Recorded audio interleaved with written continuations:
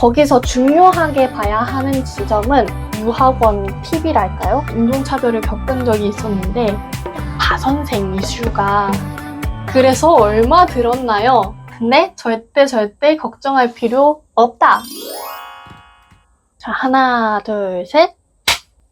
안녕하세요, 여러분. 반갑습니다. 인서입니다. 뉴질랜드 어학연수를 기록하려고 유튜브를 시작을 했는데 벌써 뉴질랜드에서 돌아온 지도 2년이 다 되어 가더라고요. 아직까지도 뉴질랜드 영상 봐주시는 분들도 있고 댓글로 궁금한 거 질문해 주시는 분들도 많아가지고 뉴질랜드 어학연수 Q&A 영상을 찍게 되었습니다. 저번에 한번 찍었다가 말을 너무 횡설수설하는 바람에 오늘은 아이패드에다가 대본까지 써가지고 아주 열심히 준비를 했으니까 많은 도움 되셨으면 좋겠습니다. 시작하기 앞서 저는 2012년 12월 2일에 뉴질랜드에 도착을 해서 2023년 2월 20일에 귀국을 했고요. 그 가운데에 어학연수 기간은 2주 홀리데이를 포함한 10주 동안 어학연수를 하고 왔다는 점, 2022년부터 2023년까지 어학연수를 했다 보니까 그때 기준으로 말씀드린다는 점 참고 부탁드리겠습니다. 그럼 시작해볼까요? 가장 첫 번째로 어학연수는 왜 가게 되셨나요? 어학연수를 가게 된 계기에 대해 말해보려고 하는데요. 저는 영어 문법, 읽기, 쓰기 이런 것보다는 스피킹을 좀 더 잘하고 싶어서 어학연수를 가게 되었습니다. 예전부터 영어를 잘하고 싶다는 생각은 늘 가지고 있었는데요. 스피킹에 대한 열망이 조금 더 생기게 된 계기가 IELTS라는 시험 때문이거든요. 아시는 분들은 아시겠지만 IELTS는 리스닝, 리딩, 라이팅 그리고 스피킹까지 모두 다 보는 시험이에요. 저는 독학으로 공부를 했어서 리스닝, 리딩, 라이팅까지는 그럭저럭 준비를 했는데 스피킹은 에러 모르겠다 하고 일단 갔거든요. 너무 긴장한 바람에 입도 안 떨어지고 질문도 뭐라고 하시는지 못 알아듣겠고 난리가 난 거죠. 나름 열심히 준비한 시험이었는데 망치고 돌아와서 한 3일은 엉엉 울었던 것 같아요. 아빠께서 저를 보시고 너 알바하면서 모아놓은 돈도 있는데 그거 가지고 어학연수를 가보는 건 어떻냐? 아이디어를 주셨고 저도 내가 진짜 하고 싶은 일이 생겼을 때 돈 때문에 주저하지 말자라는 생각으로 돈을 모으고 있었기 때문에 지금이 그 돈을 써야 할 타이밍이구나 이렇게 생각을 해서 뉴질랜드 어학연수를 준비하게 됩니다. 다음으로는 어학연수 준비 과정에 대해 간단하게 절차만 말씀을 드리도록 할게요. 첫 번째로는 국가와 도시, 기간을 정해야 합니다. 두 번째로 어학원을 골라야겠죠. 이 과정에서 유학원을 많이 끼고 가시긴 하는데요. 조금 이따 유학원에 대한 설명도 조금 드리도록 할게요. 비자까지 받고 나면 항공권, 숙소, 그리고 짐 싸서 출발하시게 됩니다. 가장 첫 번째이자 가장 많이 고민될 부분이 바로 어디로 갈까? 일 것 같은데요. 그 많고 많은 영어권 국가 중에 왜 뉴질랜드를 선택하셨나요? 이렇게 물어보신다면 어학연수 국가를 고르는 데에는 다양한 기준이 있겠지만 제 기준으로 말씀을 드리도록 할게요. 첫 번째로 예산입니다. 저는 이미 모아놓은 돈으로 가는 거였기 때문에 예산 내로 갈 수 있는 곳을 원했어요. 물가는 차치하고 학비가 너무 비싼 미국이나 영국은 아예 처음부터 고려하지 않았고요. 두 번째로 이왕 가는 거라면 쉽게 갈 수 없는 곳으로 가보자라고 생각을 했어요. 내가 진짜 이때 아니면 못 간다 하는 곳이 어디 있을까? 수고를 3군데를 뽑아놨습니다. 첫 번째는 캐나다인데요. 근데 아무래도 제가 12월 달에 떠나는 거다 보니까 눈이 너무 많이 오늘 활동하기가 불편할 거다라는 제약이 좀 있어서 일단 보류. 두 번째는 몰타였는데요. 동네는 작지만 유럽과 가깝기도 하고 또 동네도 예쁘고 날씨도 좋다고 해서 후보로 넣어뒀었어요. 그런데 구글맵으로 어학원 후기를 좀 봤었을 때 어학원 후기들이 그렇게 좋아 보이진 않더라고요. 그래서 일단 몰타는 X.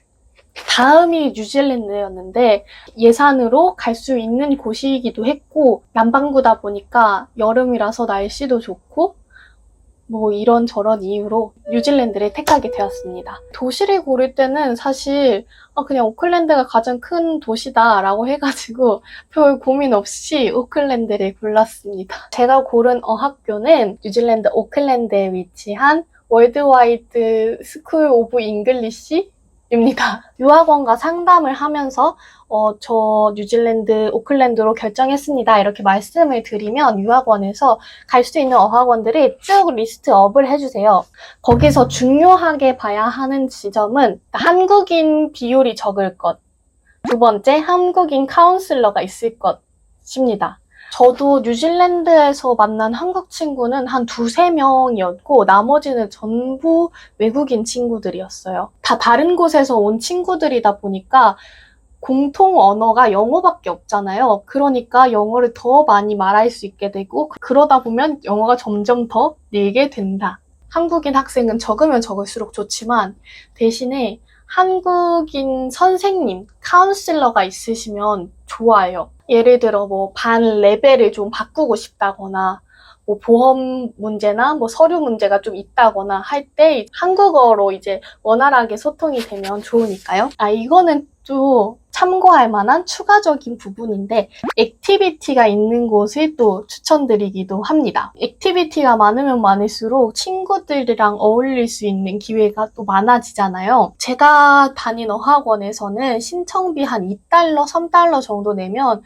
배드민턴이라든지 탁구, 축구 이런 걸 할 수 있는 액티비티가 늘 열려 있었고 펍나잇이라고 해서 매주 목요일 오후마다 펍에 가서 맥주 마시고 당구도 치고 다트도 치고 이러면서 노는 거예요. 아무래도 수업을 하니까 반 친구들과 가장 많이 소통을 할 텐데 이런 액티비티에 가면은 우리 반이 아닌 친구들, 다른 친구들을 사귈 수 있는 기회가 많아지는 거니까 어쨌든 저는 친구를 많이 사귀어서 많이 얘기해보는 게 중요하다고 생각을 하거든요.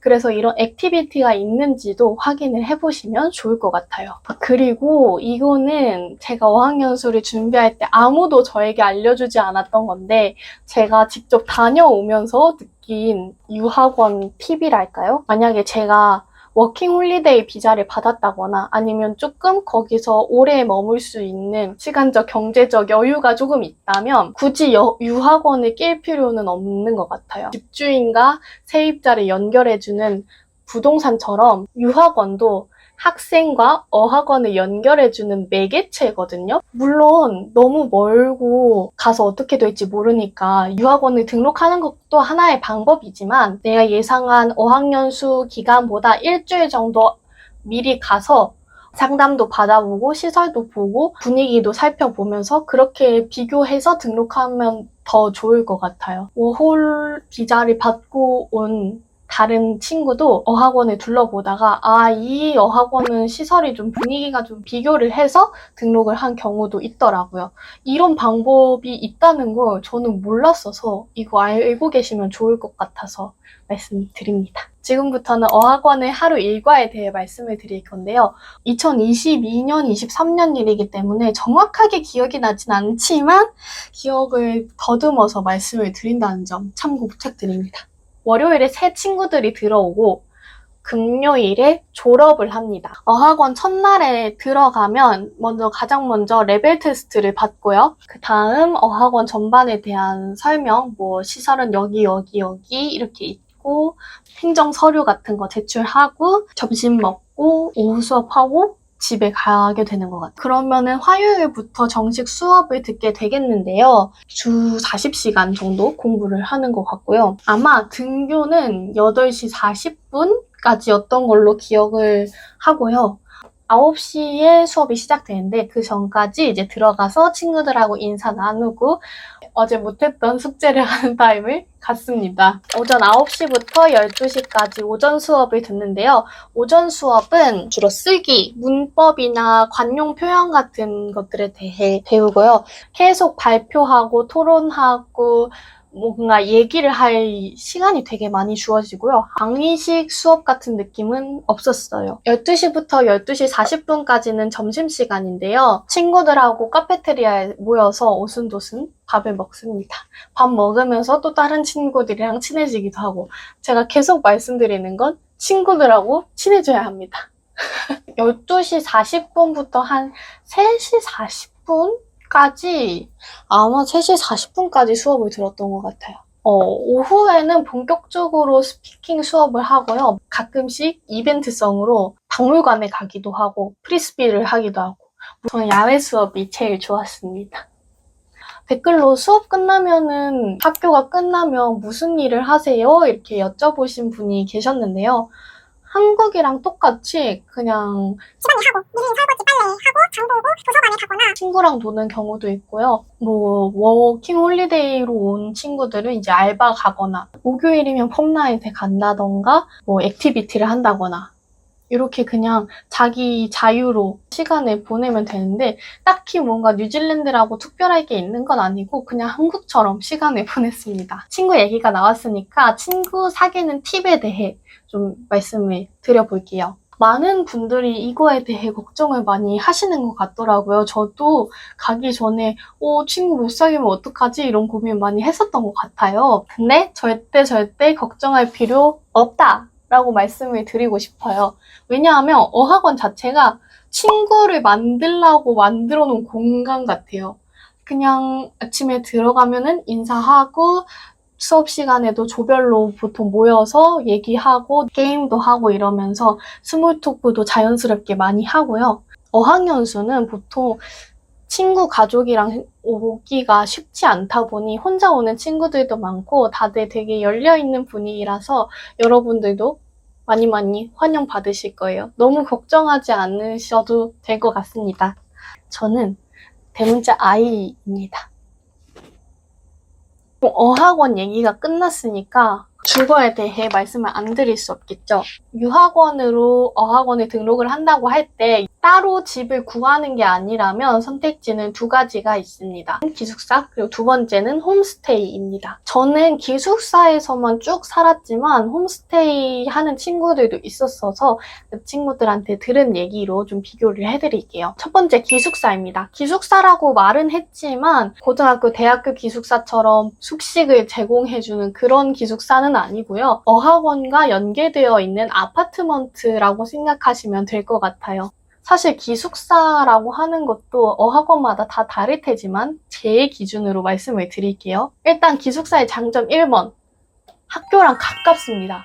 걸어서 10분에서 15분 정도 거리에 위치해 있고요. 학교가 시내에 있다 보니 집 또한 시내에 있습니다. 도서관과 미술관, 마트 등등 편의시설도 되게 가까웠고요. 학교에서 연계가 된 아파트먼트다 보니 같은 빌딩에 사는 같은 어학원 친구들이 많았어요. 같이 등하교 하는 게 또 좋았습니다. 제가 살던 아파트먼트를 말씀을 드리자면 한 집에 2명이 살기는 하지만 각각 개인 방이 있고 주방과 샤워실만 공유를 하는 형태였습니다. 생활 패턴이 달라서 마주치는 일은 많이 없었고, 그리고 무엇보다 개인 방이 있다는 게 저한테는 아주 큰 메리트였습니다. 식사 제공이 안 되다 보니까 그만큼 저렴하고 혼자 뚝딱뚝딱 먹고 싶은 거 해먹을 수 있다는 장점이 있습니다. 요리를 좋아하시는 분들에게는 장점이겠죠? 그러나 당연히 단점 또한 있는데요. 일단 아파트먼트 자체가 그렇게 크고 넓고 깨끗한 그런 곳이 아니에요. 엘리베이터랑 복도에서는 좀 냄새도 나고 신축이라거나 관리가 되게 잘 되는 곳은 아니라서 가선생 이슈가 조금 있었습니다. 네. 주방이나 화장실도 좀 좁은 편이고, 와이파이가 무료가 아니라 매달 얼마씩 내고 써야 하는 와이파이 플랜이 따로 있었는데 그게 꽤 비쌌던 걸로 기억을 해요. 그래서 저는 따로 와이파이 플랜을 신청하지 않았고 그냥 도서관 가서 무료 와이파이 사용했습니다. 그리고 집에서는 혼자 있으니까 영어를 쓸 일이 많이 없다 라는 것도 단점이 될 수 있겠죠? 다음으로 홈스테이 장단점을 말씀을 드릴 건데, 홈스테이의 장단점을 한마디로 표현하자면 사바사 케바케입니다. 홈스테이는 기본적으로 호스트 패밀리의 집에 가서 사는 거기 때문에 식사까지 제공을 받는 경우가 많고요. 영어를 사용할 수 있는 환경이 되겠죠. 현지인의 집에서 살아보는 경험을 할 수도 있고 정말 잘 맞는 호스트 패밀리를 만난다면 제 이의 가족처럼 되게 행복하게 좋은 추억 만들어 갈 수 있을 것 같아요. 다정한 관계만 있으면 정말 좋겠지만 사실 그렇지 않은 경우도 많죠. 이건 좀 운이 따라줘야 하는 영역인 것 같아서 정말 사바사케바케라는 점. 홈스테이의 단점, 위치가 랜덤이에요. 이게 무슨 말이냐? 기숙사처럼 한 아파트먼트로 그냥 여기가 기숙사입니다 하는 경우에는 위치가 고정이 되어 있는데 호스트 패밀리는 지역마다 각각 전부 이렇게 흩어져 있기 때문에 어떤 집에 배정받을지는 아무도 모르고 가까울 수도 있고 멀 수도 있는데 대부분 기숙사보다는 멀리 있는 것 같더라고요. 실제로 제 친구의 홈스테이 홈도 왕복 4시간 정도 걸리는 곳에 있었던 것 같아요. 장보고 요리하는 것도 좋아하고 개인 공간이 정말 중요한 사람이라서 기숙사가 나쁘지는 않았어요. 바 선생은 잡으라면 잡고 뭐 냄새는 좀 잠깐 참고 와이파이는 도서관 가서 쓰고 단점이 저에게 너무 치명적이지 않아서 그냥 참고 살 수 있었던 것 같아요. 여러분도 여러분의 성향에 따라 잘 고민해 보시고 선택하시면 좋을 것 같아요. 혹시 인종차별은 없었나요?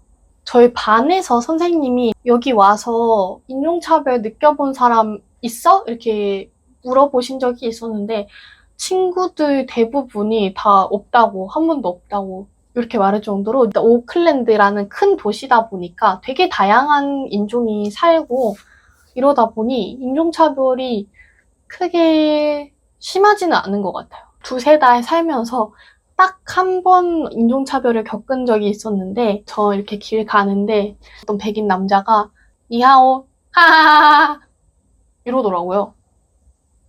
그때 딱 처음으로 인종차별이네 생각을 했고 근데 그 사람도 뉴질랜드 사람은 아닌 것처럼 보였어요. 제 생각에는 그 사람도 여행객이었던 것 같거든요. 남의 나라까지 와서 왜 저래? 이렇게 생각을 했었는데 그때 말고는 인종차별이라고 느껴진 적이 거의 없습니다.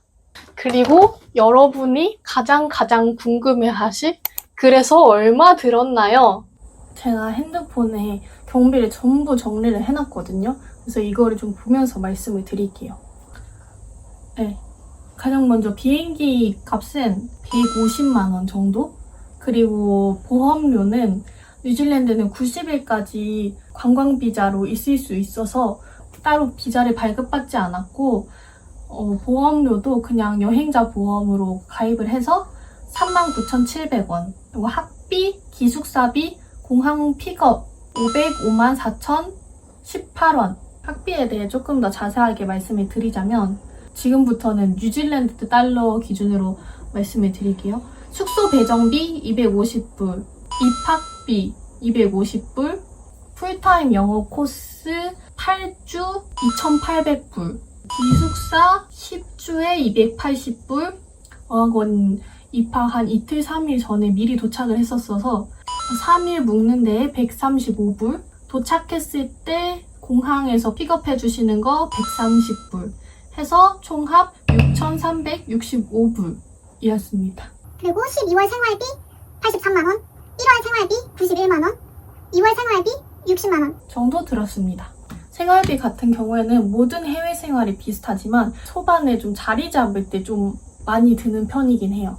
마트에서 사는 식재료나 생필품 정도는 한국이랑 물가가 비슷한데 외식이 정말 비싸요. 한 끼에 정말 최소 2만 원이기 때문에 저는 웬만하면 그냥 집밥을 해 먹었습니다. 집밥 해 먹는 게 훨씬 싸게 치고요.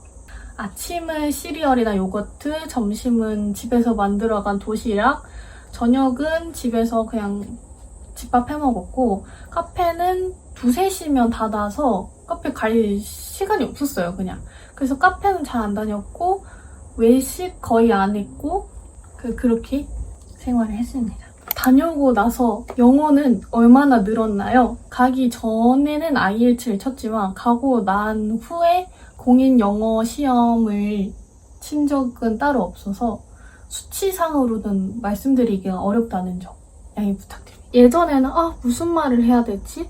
뭐라고 해야 되지? 긴장하고 말도 잘 안 나오고 문장을 완성을 못했던 것 같은데 이제 외국 친구들과의 스몰 토크 정도는 어렵지 않게 가볍게 해낼 수 있다. 그냥 일상 회화 정도는 완전 오케이. 여행하면서 불편함 없이 다닐 수 있는 정도라고 생각을 하시면 될 것 같아요. 그래서 뉴질랜드에서 돈 많이 쓰셨는데 그만한 가치 있으셨어요? 뉴질랜드 어학연수에 그만한 가치가 있느냐? 라고 물어보신다면 네, 제 첫 해외 경험이라서 그럴지는 몰라도 제 가치관을 엄청나게 변화시키고 저를 엄청나게 성장시킨 그런 경험이었어요. 만약에 어학연수 가기 전후로 쓴 돈 내가 전부 돌려줄 테니까 그 기억 지울래? 이렇게 물어보면 아니요, 절대 안 지워요. 저한테 너무너무 소중한 기억이고 저 얼마를 줘도 바꾸지 못할 가치인 것 같아요. 어학연수가 돈 낭비다라는 의견도 많다는 걸 알고 있고 실제로 제가 구독자 한 60명도 채 되지 않았을 때 악플이 한번 달린 적이 있어요. 뉴질 어학연수 그거 다 돈 낭비다 하면서 뒤에 성희롱성 댓글까지 아주 야무지게 악플을 남기고 가신 분이 있는데 저 같은 경우에는 처음에는 되게 영어에 자신감이 없었어요. 영어를 스스로 잘 못한다고 생각을 했고 발음도 그렇게 좋지 않다고 느껴서 저는 영어를 할 때 너무너무 부끄러웠어요. 제가 한국인이니까 당연히 코리안 액센트가 있을 수밖에 없는데 그 코리안 액센트가 너무 부끄러운 거예요. 저는 한국에서도 뉴질랜드에서도 약간 영어를 할 때 좀 너무 한국식 발음 같아서 좀 부끄럽고 주눅 들고 나도 발음 좀 더 좋았으면 좋았을 텐데 그러니까 나도 원어민처럼 말하고 싶은데 이런 생각이 항상 있었거든요.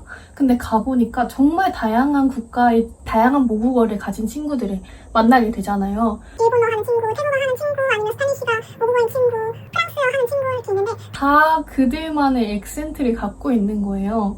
그리고 그걸 전혀 부끄러워하지 않는 거예요. 그 모습을 보면서 저도 좀 다들 그냥 자기 모국어 액센트를 가지고 그게 너무 당연한 거고 자연스러운 건데 왜 나는 그거 부끄럽게 여겼을까? 이런 거 아무것도 아닌데 사실은 그렇게 하면서 뭔가 영어에 대한 자신감이 더 많이 생긴 것 같아요. 옛날에는 하고 싶은 말이 있어도 이게 맞나? 이렇게 쓰는 거 맞나? 잘못되면 어떡하지? 이런 생각 때문에 자꾸 멈칫하게 되고 말도 제대로 못하고 머뭇거리게 되고 이렇게 했다면 지금은 틀리면 뭐 어때? 뭐 어때? 나 원어민 아니야. 그리고 틀리면 뭐 어때? 틀렸다고 해서 누가 잡아가나? 그냥 그런 어떤 자신감이 좀 생긴 것 같아요. 역시 언어는 기세다. 정말 현명하신 분들은 굳이 어학연수를 가지 않아도 이거를 한국에서 깨닫는 분들도 많으실 거라고 생각을 해요. 그러나 저는 그렇게 현명하지 못했기 때문에 뉴질랜드에 가서 배워온 이 자신감이 굉장히 가치롭게 느껴집니다. 영상은 여기까지입니다. 영상 끝까지 시청해주셔서 너무너무 감사하고 이 영상을 보시는 분들이라면 아마 어학연수를 준비 중이거나 할까 말까 고민 중이신 분들이 많을 텐데 여러분의 모든 도전과 새로운 시작을 응원하겠습니다. 아자자! 화이팅! 또 궁금하신 점 있으시면 댓글 남겨주세요. 제가 열심히 열과 성을 다해 제가 아는 부분 전부 다 성실히 답변하려고 노력하고 있으니까요. 궁금한 점 있으시면 꼭 댓글 달아주시고요. 도움이 되셨다면 구독, 좋아요, 댓글, 알림 설정까지. 영상 끝까지 봐주셔서 너무너무 감사합니다. 그럼 저희는 다음 영상으로 만나요. 안녕. 감사합니다.